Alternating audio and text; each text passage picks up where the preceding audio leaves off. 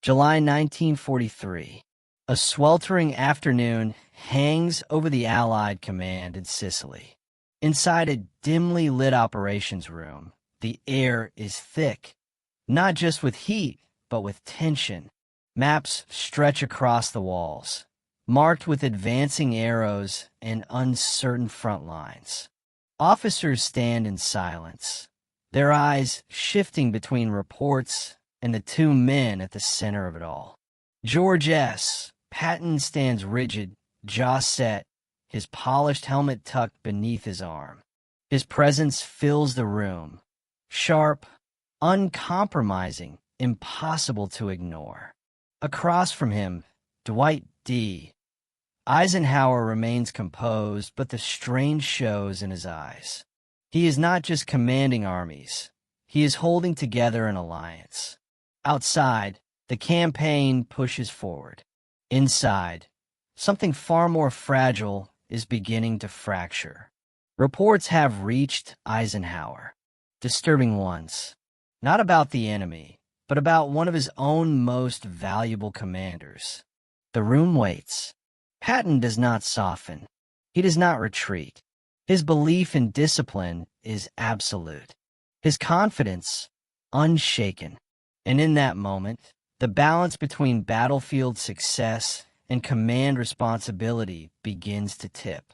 Because what happens next will not be decided by guns or strategy, but by leadership, judgment, and a decision that could change everything. By mid-1943, the war had already consumed continents. Across Europe, the Axis war machine still held vast territory. Nazi Germany dominated the continent, its armies entrenched from France to the Soviet Union. In the East, the brutal tide had begun to shift after the catastrophic defeat at the Battle of Stalingrad, but the cost had been staggering. Millions were gone, entire cities reduced to rubble. For the Western Allies, however, a different challenge remained. They had yet to strike decisively into what Winston Churchill called the soft underbelly of Europe. The question was not whether to invade, but where and how, and with whom in command. The answer began to take shape in North Africa. The campaign, there had been a proving ground. Harsh deserts, extended supply lines, a relentless enemy under commanders like Erwin Rommel, whose tactical brilliance had pushed Allied forces to their limits. Early American performances had exposed weaknesses, lack of coordination, inexperience, hesitation under fire. But those failures forced adaptation, and adaptation brought new leaders to the forefront. Among them was a man who believed hesitation was the greatest enemy of all, George S. Patton. Patton emerged in North Africa as something the American army desperately needed: aggressive, decisive, relentless. After the shock defeat at Kasserine Pass, he was given command of the battered II Corps. What followed was a transformation. Discipline tightened, movement accelerated.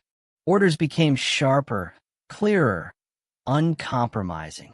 Under Patton, the army did not simply recover. It pushed forward. His methods were not gentle. Soldiers were expected to perform without excuse. Appearance, behavior, readiness, everything mattered. Patton believed war was won not just by weapons, but by willpower, and he enforced that belief with intensity that bordered on obsession. To some, he was exactly what the army needed.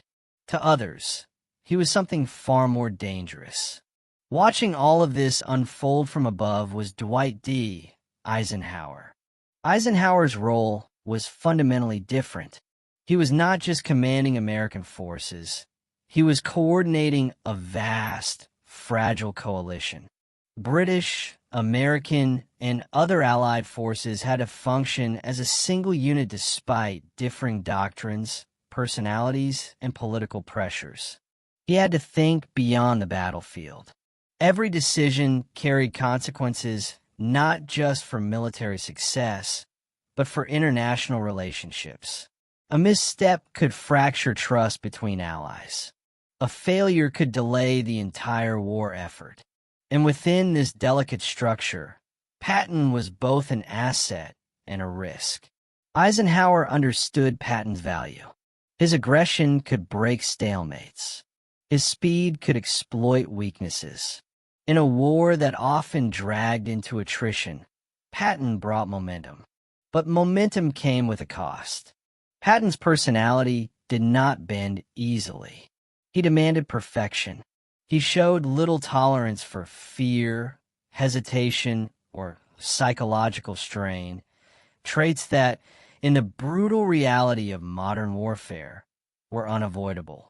Reports began to circulate, small at first, isolated incidents, harsh words, excessive discipline. Nothing, yet, that demanded intervention. Because at this stage, results still spoke louder. By early 1943, the Axis forces in North Africa were collapsing. The Allies tightened their grip, forcing a surrender that would remove German and Italian forces from the continent entirely. It was a turning point, and it opened the door to the next phase of the war. The invasion of Europe would not begin in France, but in the Mediterranean.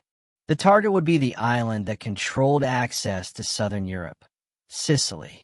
Codenamed the Allied Invasion of Sicily, it would be the largest amphibious operation attempted up to that point. It would require coordination on a massive scale.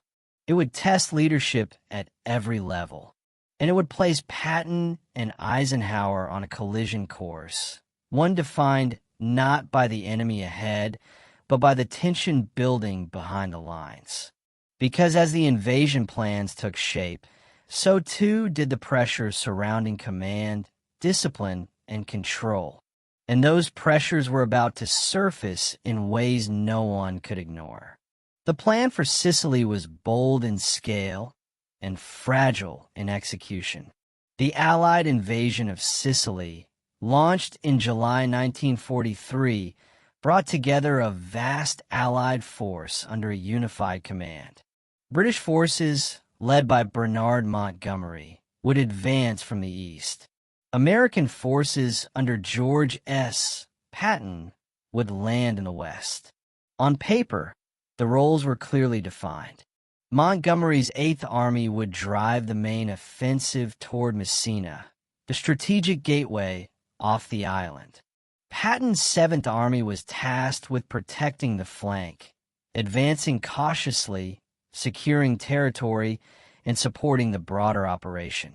But Patton was not a man built for containment. From a moment boots hit the Sicilian beaches, his instincts pushed beyond assigned limits. Speed, initiative, and offensive pressure defined his command style.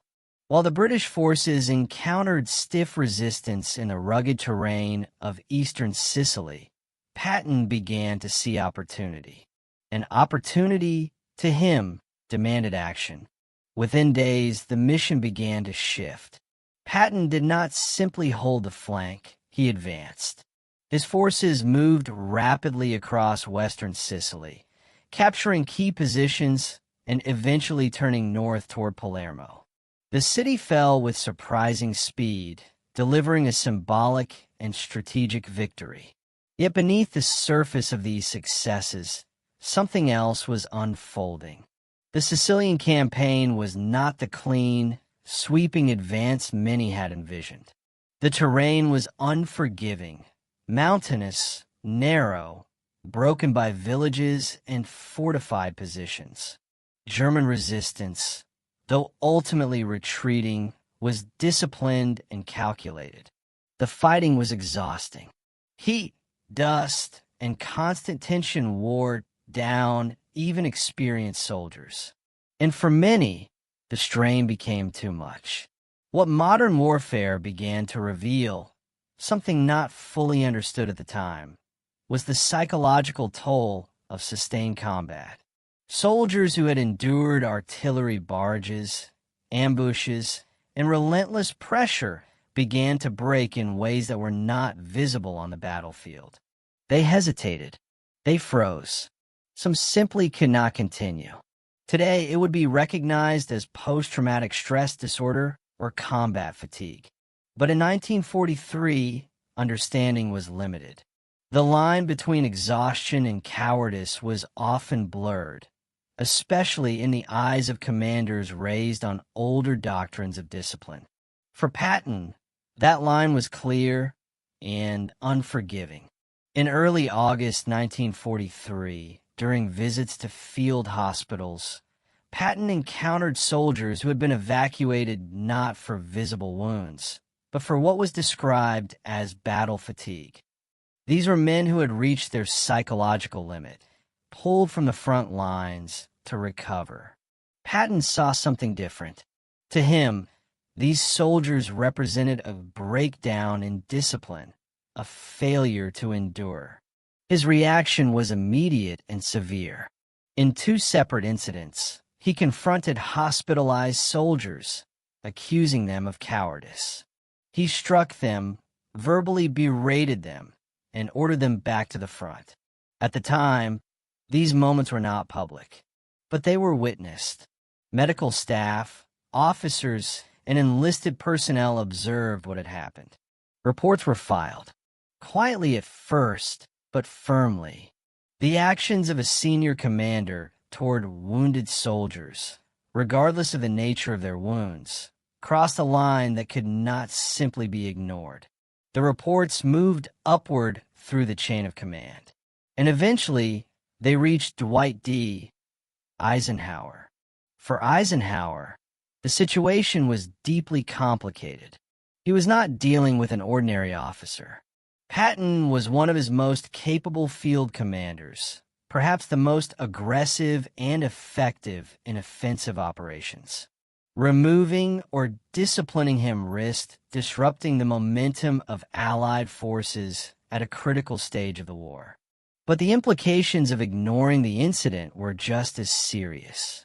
The Allied command depended on trust between leaders, between nations, and between soldiers and those who led them. If actions like this were tolerated, it could erode morale, damage credibility, and create divisions within the ranks. And there was another factor: public perception. Although the incidents had not yet reached the press, the possibility remained. If exposed, it could trigger backlash not only within the military, but across the Allied nations. The war effort depended on unity, not just in strategy, but in values. Eisenhower now faced a decision that extended far beyond the battlefield. He had to weigh effectiveness against ethics, victory against principle, one man's undeniable military skill against the standards expected of command.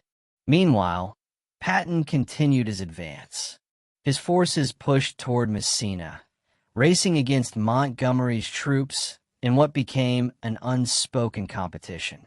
In the end, American forces entered the city first on August 17, 1943, a symbolic victory that reinforced Patton's reputation for speed and aggression. But even as the campaign concluded successfully, the reports did not disappear. They waited, because the war had moved forward. But the consequences of those moments in the hospital tents were only beginning to unfold. And as those consequences drew closer, the conflict between leadership, discipline, and accountability would become impossible to contain. War is never defined by a single perspective.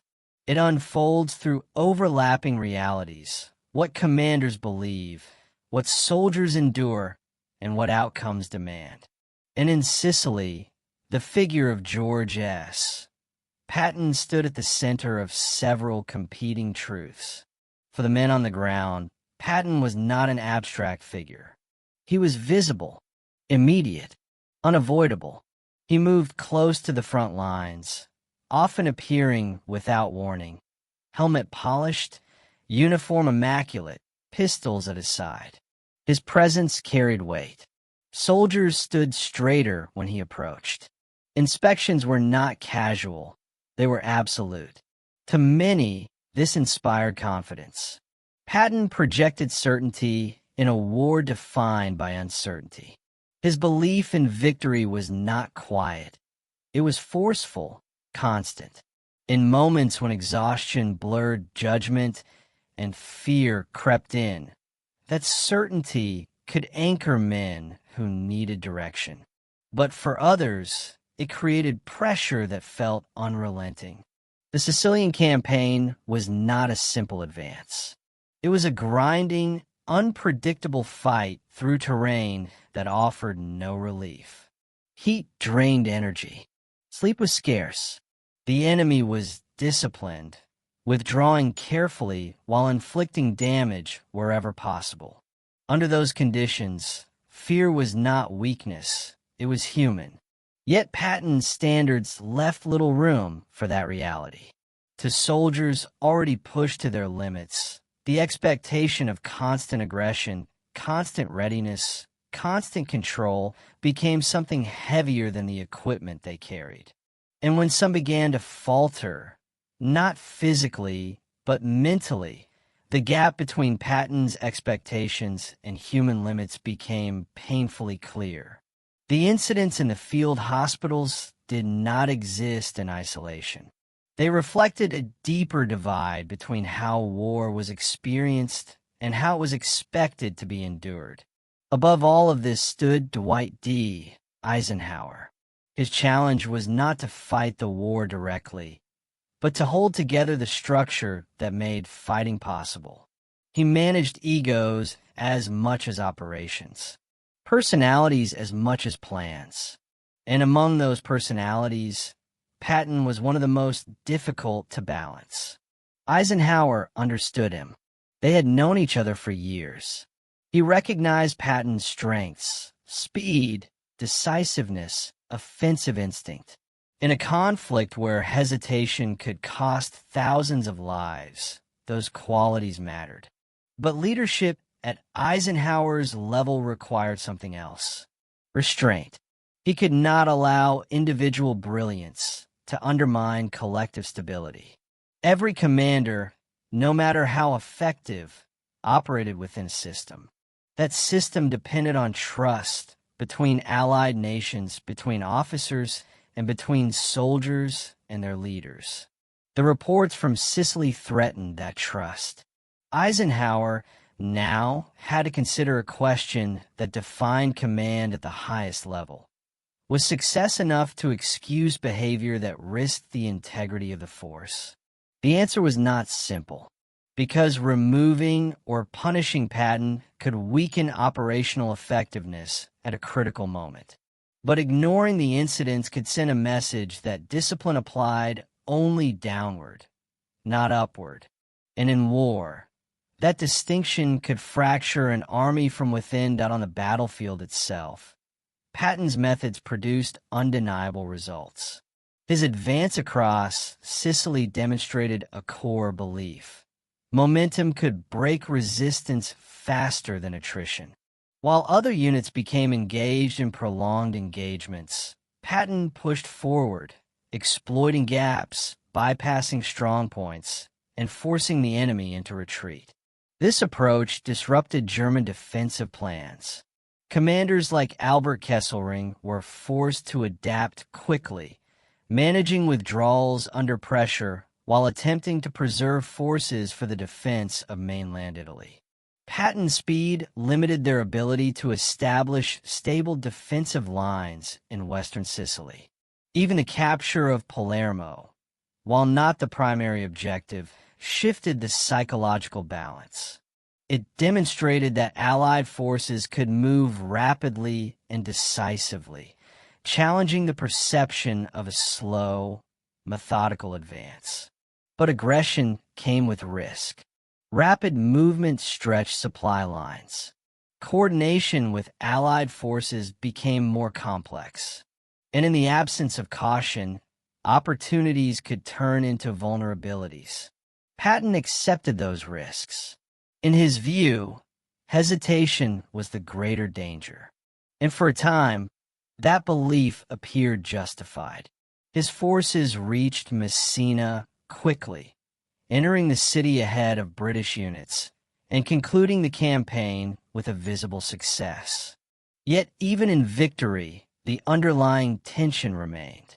Because while tactics could win battles, they could not resolve the growing conflict between discipline and humanity, between results and responsibility.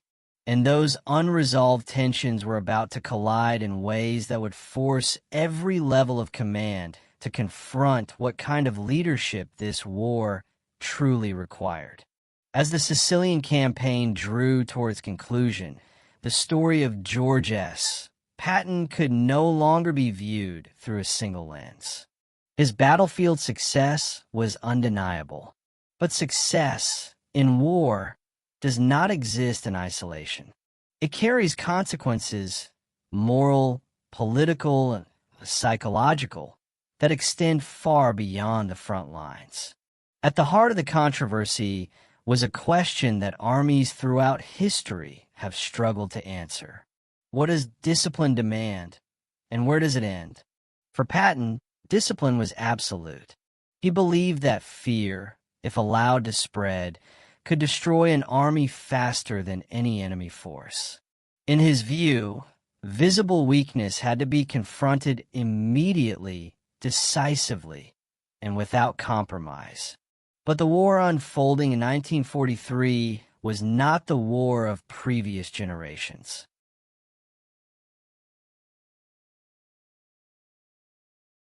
Industrialized combat had introduced pressures that soldiers were not prepared for. Continuous artillery bombardments, unpredictable engagements, and the constant presence of death created a psychological strain that did not always leave visible wounds. What Patton saw as failure, others began to recognize as injury. Medical officers and some commanders understood that soldiers suffering from what was then called battle fatigue were not choosing to withdraw. They were reaching the limits of human endurance. Removing them from the front lines was not an act of leniency, but of necessity. The incidents in the field hospitals exposed this divide. They forced the Allied command to confront a difficult truth. The standards of discipline had not yet adapted to the realities of modern warfare. And in that gap, soldiers could be misunderstood or mistreated.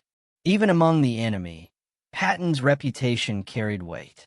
German commanders monitored Allied movements closely. They studied patterns, leadership styles, and operational tendencies. And Patton quickly became a figure they recognized as unpredictable and dangerous. Commanders like Albert Kesselring understood that Patton's approach differed from more methodical Allied leaders. His willingness to advance rapidly, to take calculated risks, and to maintain relentless pressure forced German units to remain flexible, often retreating earlier than planned to avoid encirclement. This perception had strategic value. An aggressive commander can shape enemy decisions without direct engagement. The expectation of speed and unpredictability creates caution, hesitation, and sometimes overreaction. But reputation can also become a double-edged sword. If an army becomes associated with excessive harshness toward its own soldiers, it risks internal consequences. Morale can weaken, trust can erode, and an army that does not trust its leadership cannot sustain long-term effectiveness, no matter how feared it is by its enemies. Above all, the events surrounding Patton carried political implications. The Allied war effort was not a single nation's campaign. It was a coalition, primarily between United States and United Kingdom, supported by multiple nations with differing priorities, strategies, and expectations. Maintaining unity within that coalition was essential. Leaders like Winston Churchill and Franklin D. Roosevelt understood that public perception mattered as much as battlefield outcomes. The war required not only military coordination, but political stability. If the incidents involving Patton became public, they could create tension between allied governments. Questions could arise about command standards, treatment of soldiers, and the reliability of leadership. And within the military itself, different doctrines and cultural expectations could amplify those concerns. Eisenhower, positioned between these forces, could not afford division. He had to consider how one commander's actions might ripple outward, affecting not just a single army, but the cohesion of the entire Allied effort. By late August 1943, the situation had reached a point where it could no longer remain contained.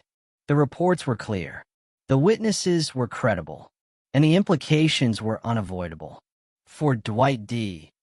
Eisenhower, the issue was no longer theoretical. It demanded action. He was now standing at the intersection of every angle: human, tactical, moral, and political. Each path carried consequences. To protect Patton risked undermining discipline and trust. To punish him risked weakening one of the Allied forces' most effective commanders. There was no decision that avoided cost.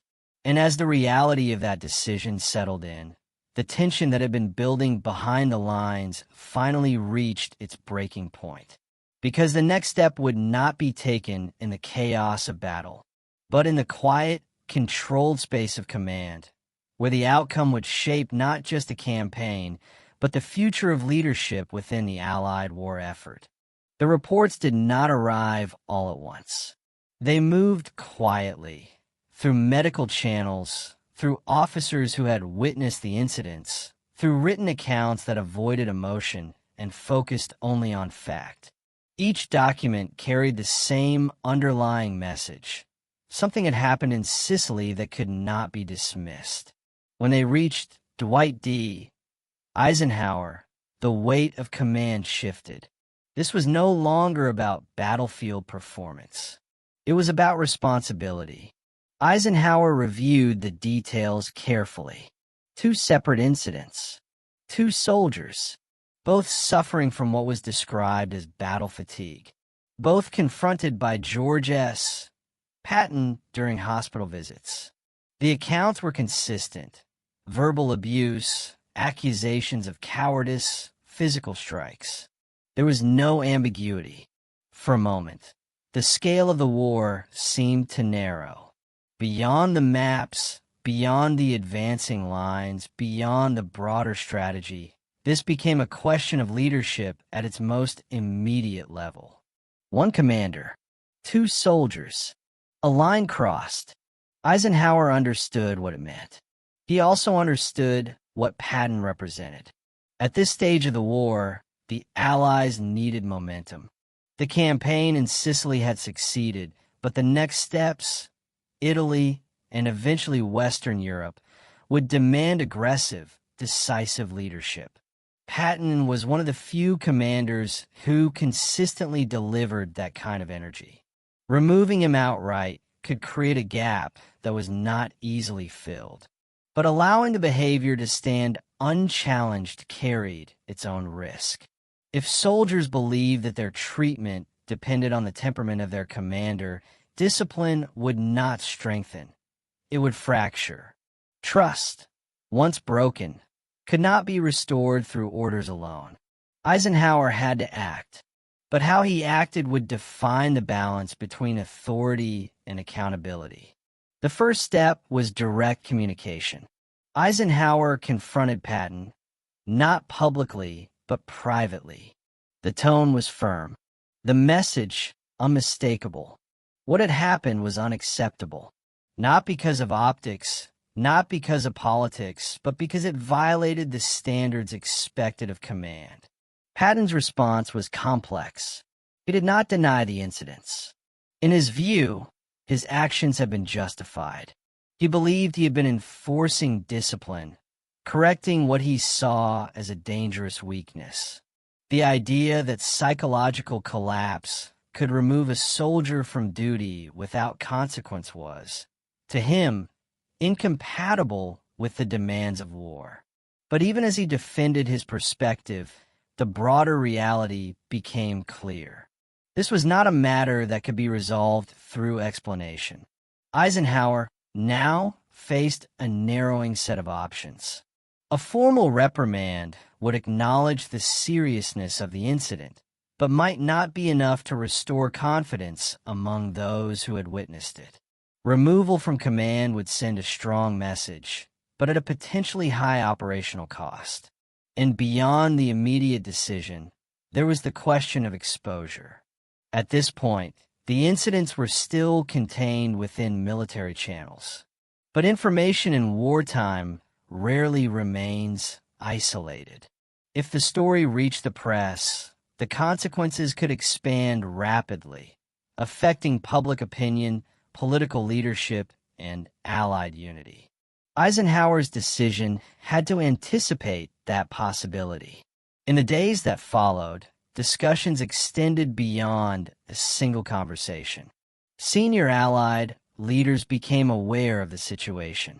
The issue was no longer confined to a private disciplinary matter. It had strategic implications. The reputation of the Allied command, the perception of American leadership, and the treatment of soldiers were all now part of the equation.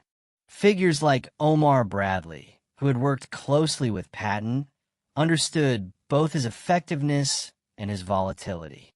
Bradley's own leadership style, measured, controlled, grounded in the welfare of his men, stood in contrast to Patton's intensity. That contrast made the situation even more visible within the command structure.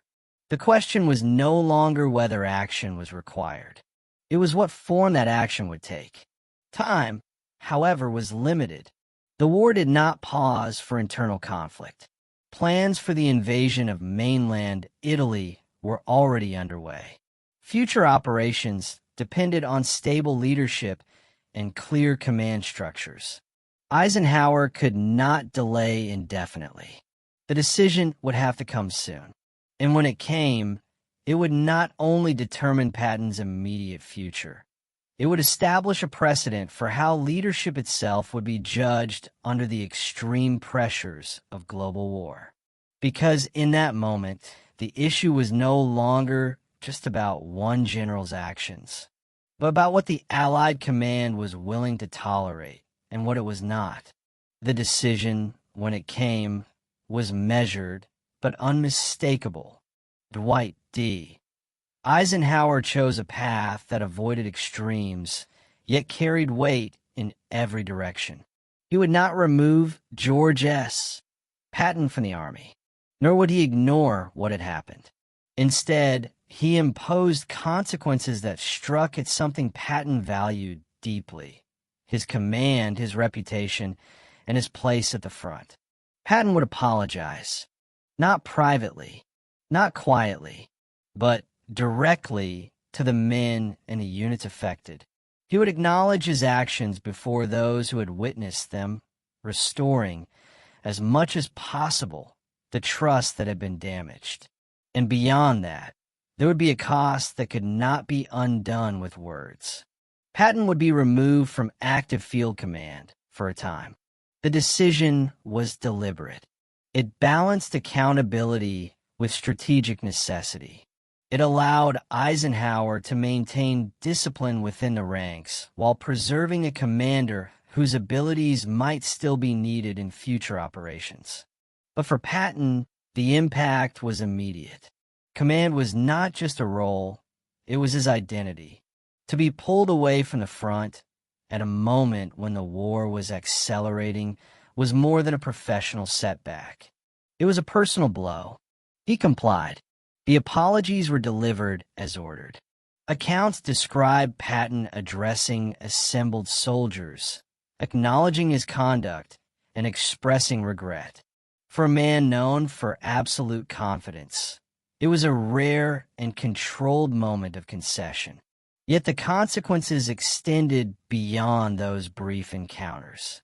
As Allied planning shifted toward the next major phase of the war, Patton's absence from frontline command became visible. When preparations began for the invasion of Western Europe, His name was not placed at the center of operational leadership. Instead, other commanders took prominent roles. Figures like Omar Bradley would rise in responsibility, overseeing forces that would soon land in France. The structure of command moved forward, but without one of its most aggressive leaders at the forefront. To outside observers, it might have appeared as a quiet reassignment. But within the command structure, the message was clear. No commander, regardless of ability, operated above the standards expected of leadership. At the same time, Eisenhower ensured that Patton was not entirely removed from the war effort. His reputation, already established in North Africa and Sicily, had value beyond direct command. German intelligence had taken note of him.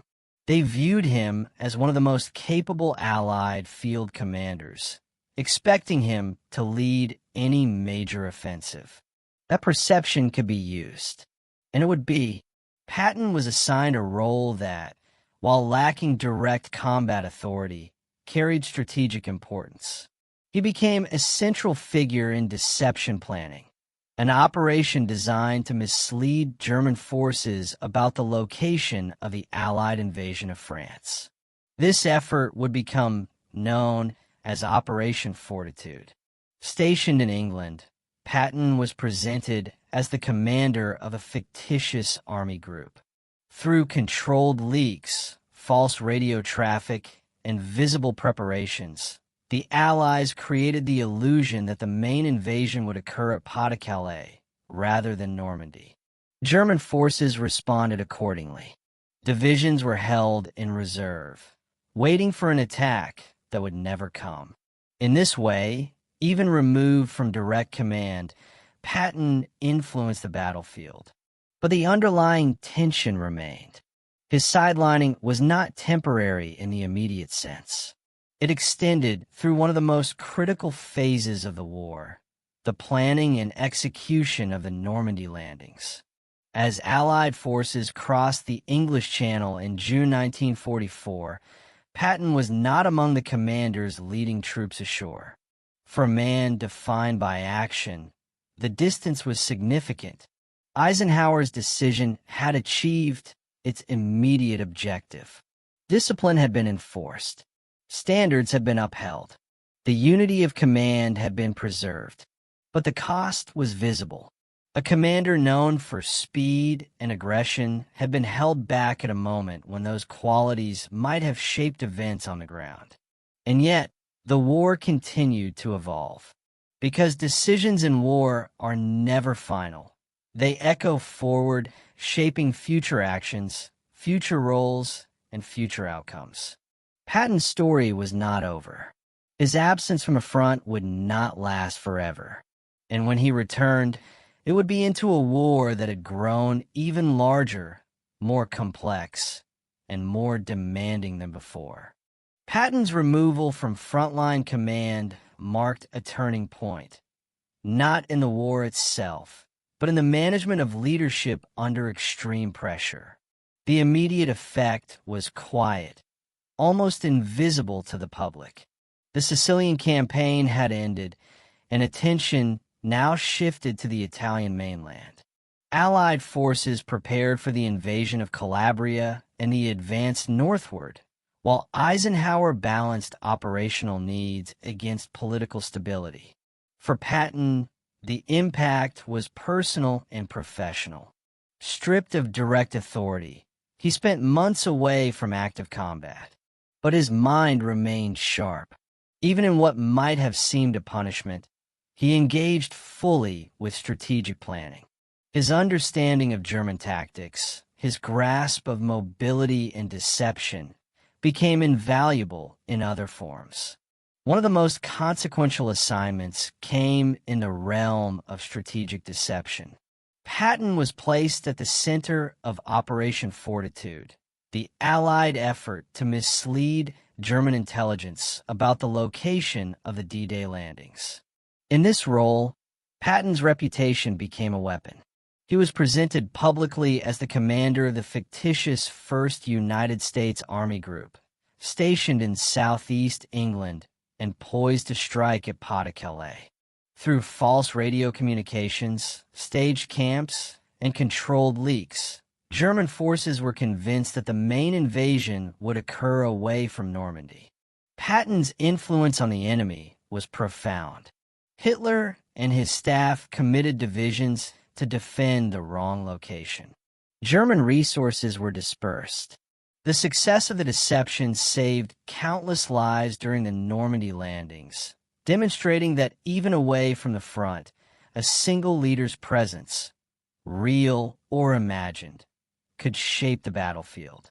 Meanwhile, within Allied circles, Eisenhower's decision was quietly validated. Command integrity had been maintained. Standards had been enforced.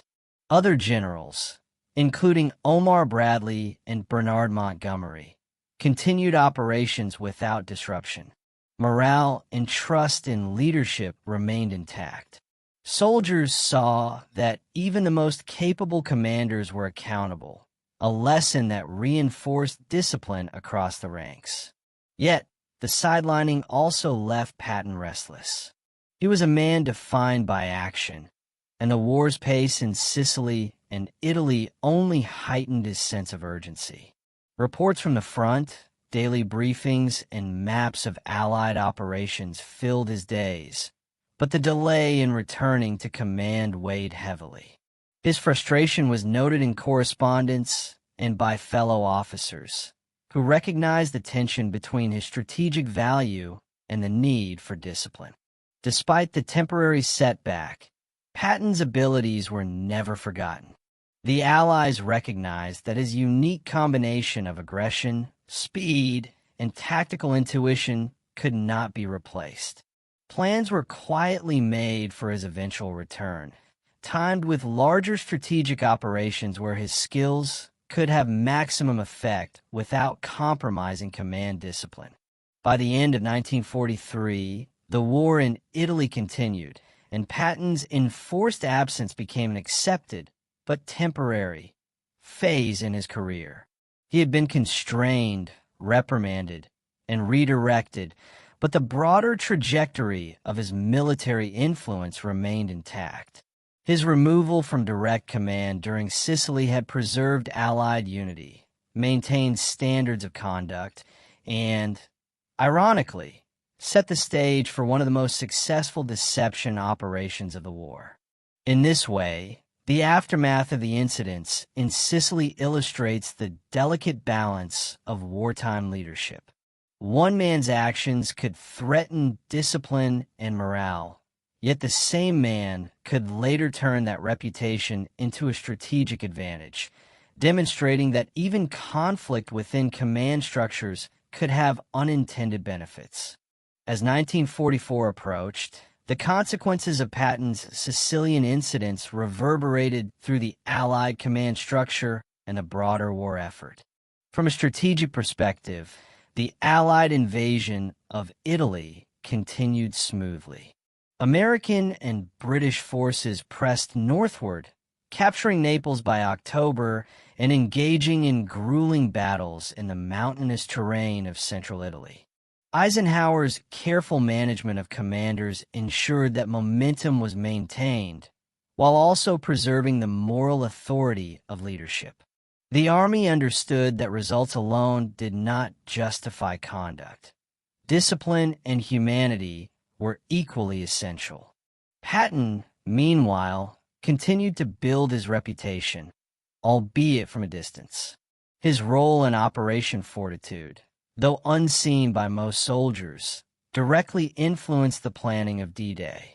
German intelligence, convinced that he commanded a massive army group in southeast England, held divisions back from Normandy for weeks, allowing the Allies to establish a secure beachhead with reduced resistance.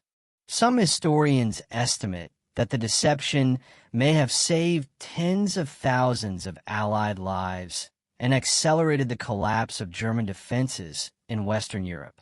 Within the U.S. Army, the handling of the Patton incidents also set a precedent for command accountability.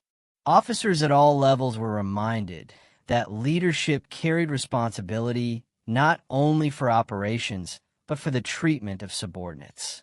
This reinforced morale in subtle but crucial ways. Soldiers knew that even the most capable general would be held accountable if standards were violated. It preserved the integrity of command at a time when cohesion was vital for large-scale operations spanning multiple nations and theaters. The political dimension was equally significant. Allied governments observed that internal conflicts could be managed effectively without compromising the war effort. Eisenhower's measured handling reassured both Washington and London that competence and discipline could coexist. Public perception was protected. No scandal leaked to undermine support for the war. By addressing the incidents decisively yet discreetly, he maintained confidence in the Allied command system. Patton's personal trajectory was restored later in 1944. He returned to active command with the U.S. Third Army during the breakout from Normandy and the subsequent push across France. His aggressive, rapid maneuvers became legendary. Cities fell quickly under his leadership. German forces were repeatedly outflanked, and the momentum of the Allied advance was unmistakable. Yet, the lessons of Sicily remained with him. Though still demanding, he tempered some extremes of personal conduct, aware that leadership required both tactical brilliance and controlled discipline. In retrospect, the Sicilian episode revealed the complexity of command in modern warfare. Victory was no longer achieved solely through speed or firepower. It required careful management of personalities, morale, and ethics. Leaders had to enforce standards while leveraging unique abilities, balancing human imperfection with the relentless demands of combat. The war would continue to test these principles repeatedly. But the handling of Patton's actions in Sicily established a critical model. Decisive accountability, strategic foresight, and disciplined leadership could coexist, even under the extraordinary pressures of global conflict. Ultimately, the incidents became a defining moment for both men. Eisenhower demonstrated that even the most effective commander could be restrained when necessary, preserving the cohesion of the Allied forces. Patton learned that reputation and effectiveness could be leveraged strategically, even when constrained. And the Army, in turn, gained a powerful lesson in the balance between authority, morality, and the human cost of war. The events in Sicily had passed. The war marched forward. Yet the echoes of that confrontation between impulsive genius and measured command would resonate across every battlefield Patton would later enter. War is measured in victories, losses, and numbers, but it is also measured in choices, the decisions leaders make when every path carries risk. The Sicilian incidents between George S. Patton and Dwight D. Eisenhower illustrate this more clearly than most. In the chaos of battle, it is easy to focus only on results. Cities captured, armies routed, fronts advanced. Patton delivered all of that with unrelenting speed and aggression. Yet the cost of leadership is not counted solely in enemy losses. It is counted in the trust of soldiers, the cohesion of command, and the integrity of institutions that must endure long after a single battle. Eisenhower's decision, carefully measured, reminds us that great leadership often requires restraint. Discipline must coexist with talent, accountability with opportunity. He held Patton accountable, yet preserved the qualities that made him indispensable. In doing so, he preserved not only the operational effectiveness of the Army, but the moral authority that underpins every command decision. For Patton, the experience was transformative. He learned, implicitly, That genius untempered by discipline could threaten the very army it sought to lead. His enforced absence became an unlikely advantage, allowing his reputation to serve as a weapon of deception that would shape the outcome of D-Day and the liberation of Europe. The war demonstrated that even conflict within leadership, when managed wisely, can be turned into strategic advantage. And for history, the episode leaves a lesson far broader than Sicily. It shows that leadership is not simply the art of command, nor is success measured solely in victories. It is the constant negotiation between human imperfection and strategic necessity, between courage and conscience, between urgency and ethics. Patton and Eisenhower, through conflict and resolution, embodied that tension. One, impulsive and relentless. The other, patient and measured. Together, they demonstrated that the triumphs of modern warfare are as much about character, judgment, and the handling of people as they are about tanks, artillery, or strategy. In the end, Sicily was not just a campaign of soldiers and guns. It was a campaign of leadership itself, a moment when decisions behind the lines shaped outcomes on the front, and a reminder that even in war, the measure of a man is found not only in what he achieves, but in how he achieves it. The echoes of that choice between discipline and brilliance would reverberate through the remainder of the war, guiding decisions, shaping campaigns, and leaving a mark on history that endures to this day.